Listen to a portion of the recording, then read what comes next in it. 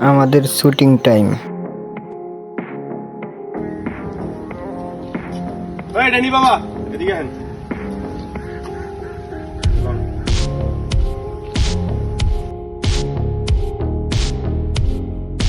আরে বৎস, তুই আমার মন ছুঁয়ে ফেলেছিস। তুই কি চাস বল, একবার মুখ দিয়ে বল, আমি তাই দিব। হাপ।